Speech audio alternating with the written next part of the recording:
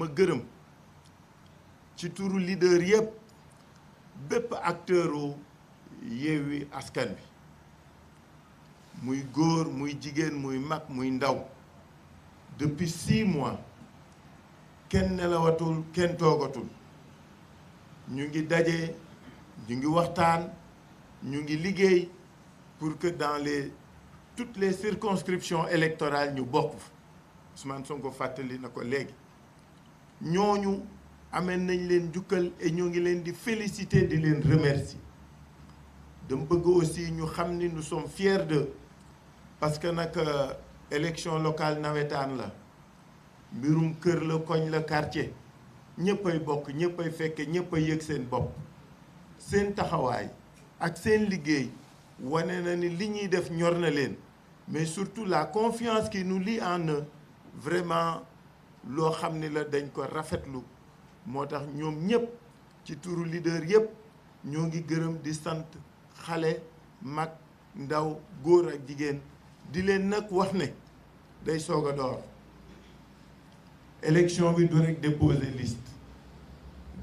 liste étape la bu rëy bu am solo ci xeex bi mais ñu ngi jëm ci campagne mais surtout ñu ngi jëm ci vote loolu la ñuy waajal tolof yeeg gàllankoor yeeg lu ci mënta ne ñun ay responsable lañu ñu ngi waxtaan suñu biir incha allah lu ci nekk daañ ko jubbanti continuer parce que nag dara mënuñu dévier ci objectif bi ñu am mooy gagner élection yi ci kàttanu yàlla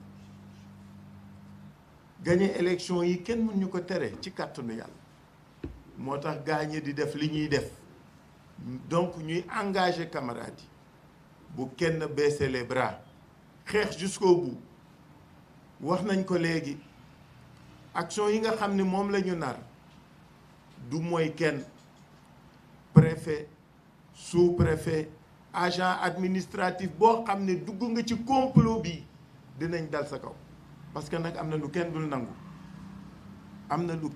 nangu et je veux que chacun se le tienne pour dit donc gërëm ñooñu bu baax féliciter leen parce que élection yi nag gars yi dafa am fuñ ko teg du ma répété wu mais bañ ne élection yi mooy déterminer posture 2024 challenger nañu askan wi dama bëgg askan wi am la bonne lecture du contexte li ñu challenger askan wi mooy dañ ne élection locale yi mooy déterminer 2024 suñ ko fayee 2021 2022 2024 du am nañ leen tëj ci ba ñu xam seen bopp c'est-à-dire faut les dissuader de penser qu'il est possible que ñu doon candidat 2024 parce que du ñun ñoo ko wax ñoom ñoo lié local yi à la présidentielle je veux que ku nekk comprendre enjeu yi ñu xam ni loolu moo am solo te kenn bañ a juwatloo moo tax élection yi ni mu demee bettuñu comme que dañ ni mooy déterminer 2024 moo tax ñu ciy def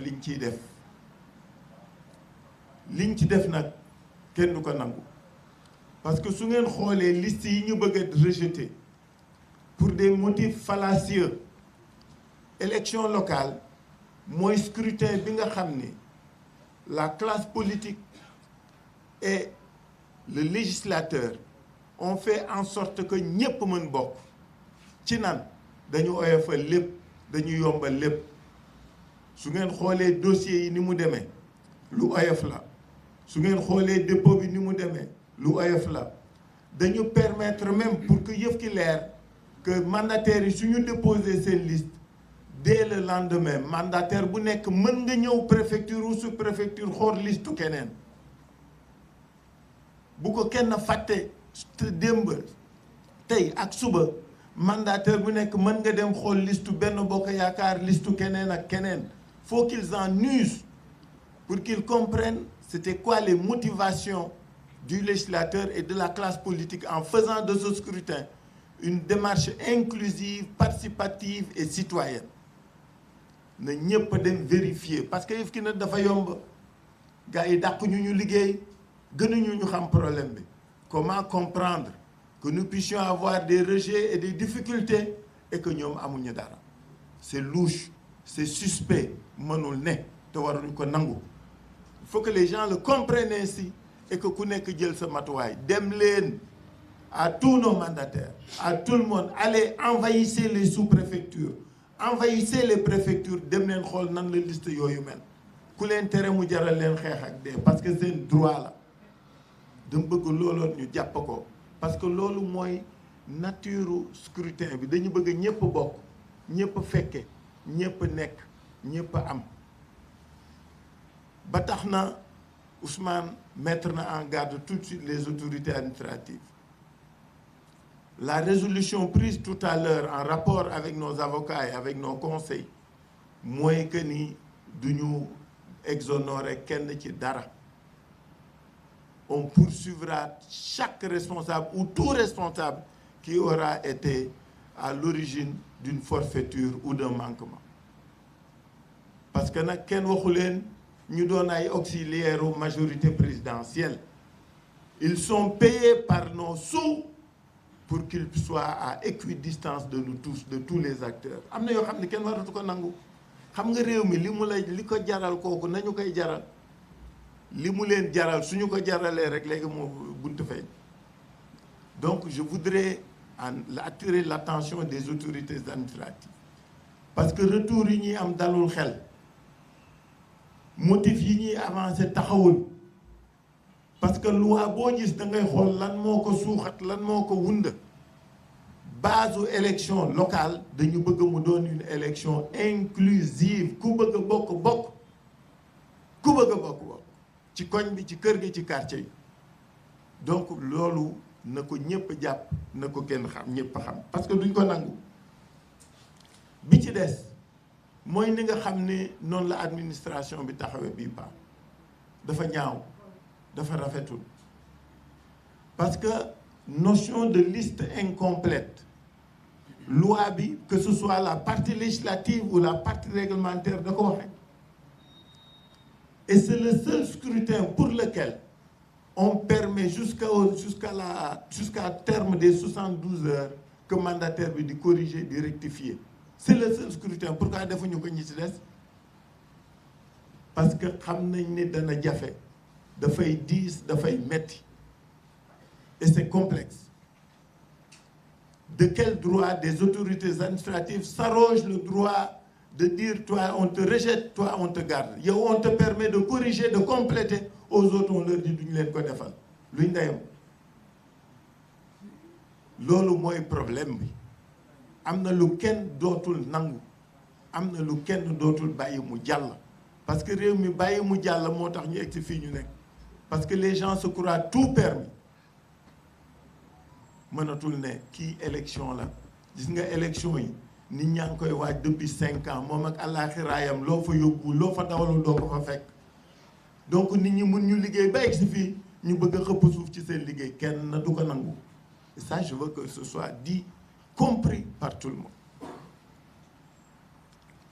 Beneen bi mooy ci Barthélémy Diaz parce que nag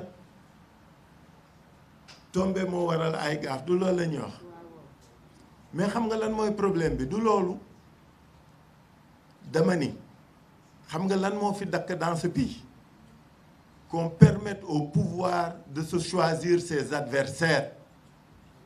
On a vécu le 3 mars 2013, on a vécu le 3 mars 2017, on a vécu le 3 mars 2021 et on veut nous faire vivre le 10 novembre 2021. Kenn du ko nangu du fi amee du fa jàlle. Est-ce que gis ngeen concomitance su temps bi délai yeeg mois beeg année bi dafa mel ni sax yëf kii fétichisme la wala leneen la ci laxasu su ngeen ko xoolee loolu lay nuru de. C'est des choses que personne ne peut comprendre, admettre ni accepter. En 2011, on est avec lui. On va à chaque fois au tribunal. Day dem ba bi ñu mujjee dem maa nga fa maag moom dañ ñëw ñu ni ñu sax programmé wuñ ko kuy ñëw suñ la convoqué wul suñ la convoqué da ngay dem. Mais pourquoi maintenant Depuis 1 an et demi, tout le monde sait qu'il se prépare, il voulait être candidat. Depuis plus de 2 ans, il se bat, il part pour Dakar, il se bat. Ñu bëgg def lan faagaagal ko kenn du ko nangu. Kenn du ko nangu. Vous savez, dans les démocraties consolidées, ce genre de situation ne peuvent même pas avoir cours. Parce que c'est une matière dans laquelle, quand on est en période électorale, la justice s'interdit d'interférer dans le combat et les jours. Ñu ni délai bi waa ji fixé na ko bu yàgg bi ko waa ji di fixé xamoon na ni novembre ñu ngi ci élection xamoon na ni novembre Barthélemy sera candidat man jugé nañ ma xam naa nañ lañ doon defee renvoi yi mani c'est pas gratuit, c'est pas innocent, c'est pourquoi on ne laissera pas faire. Je l'avais dit pour Ousmane, Barthélemy ne sera pas le 3e agneau du sacrifice. On ne l'acceptera pas. Et jàppale Barthélemy dafa yomb parce que Barthélemy noppiwul xeexu kenn wuutewul xeexu kenn xeexal na ñëpp de 2011 à maintenant Barthélemy tëdd na fi kaso juróomi at sàccul laalul dara lu dul xeex pour la promotion, la défense et la consolidation de la démocratie. Dañ ko dul nangu. Faut que les gens se le tiennent pour dit. Ousmane wax na ko. Cette invite est valable pour chacun de nous, pour chacune de nous. Barthélemy n'est pas seul dans ce combat. Il n'est pas seul dans ce combat. Il aura tout le monde avec lui, il aura tout le monde autour de lui. On sera son écrin pour le préserver. Parce que la justice, c'est rien n'est innocent. Te nag xam nga dëkk bi li ci am solo mooy ñun dañu xamante de te gars yi dañuy waxtaan te ñu bari ci ñoom amuñu bàmmeelu biir. Donc ñun on savait li bettuñu on savait qu'il serait investi, il serait convoqué. Moo tax duñ ko nangu. C'est pourquoi je soutiens, je réitère l'invite de Ousmane. Le 10, Barthélemy sera accompagné par tout Dakar, par toutes les populations de Dakar mu dem tribunal ñu xam parce que nag lu ëpp tuuru ce pouvoir ne peut pas se choisir ses adversaires loolu jeex na fi c'est fini, personne ne l'acceptera plus. Et c'est ça l'enjeu de ce scrutin, mes chers amis, chers concitoyens. L'enjeu de ce scrutin, c'est qu'une haute autorité nous a dit que 2024 sera déterminé par 2022.